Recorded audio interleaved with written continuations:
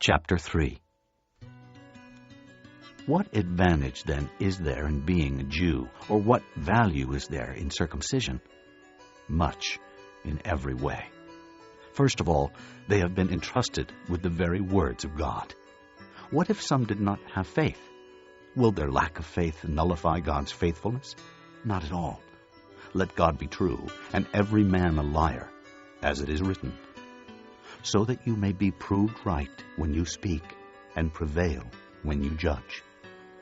But if our unrighteousness brings out God's righteousness more clearly, what shall we say? That God is unjust in bringing his wrath on us? I'm using a human argument. Certainly not. If that were so, how could God judge the world? Someone might argue, if my falsehood enhances God's truthfulness and so increases his glory, why am I still condemned as a sinner? Why not say, as we are being slanderously reported as saying, and as some claim that we say, let us do evil that good may result. Their condemnation is deserved. What shall we conclude then? Are we any better? Not at all. We have already made the charge that Jews and Gentiles alike are all under sin. As it is written, there is no one righteous, not even one.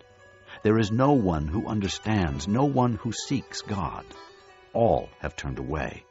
They have together become worthless. There is no one who does good, not even one.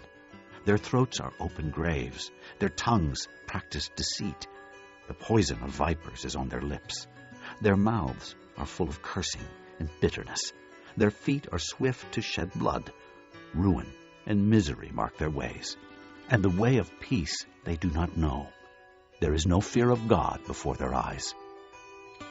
Now we know that whatever the law says, it says to those who are under the law, so that every mouth may be silenced, and the whole world held accountable to God. Therefore, no one will be declared righteous in his sight by observing the law. Rather, through the law, we become conscious of sin. But now a righteousness from God, apart from law, has been made known, to which the law and the prophets testify. This righteousness from God comes through faith in Jesus Christ to all who believe. There is no difference. For all have sinned and fall short of the glory of God, and are justified freely by his grace through the redemption that came by Christ Jesus. God presented him as a sacrifice of atonement through faith in his blood. He did this to demonstrate his justice, because in his forbearance he had left the sins committed beforehand unpunished.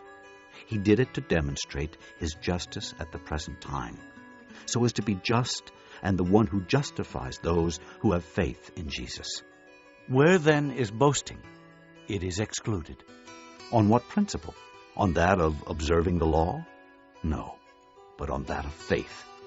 For we maintain that a man is justified by faith apart from observing the law.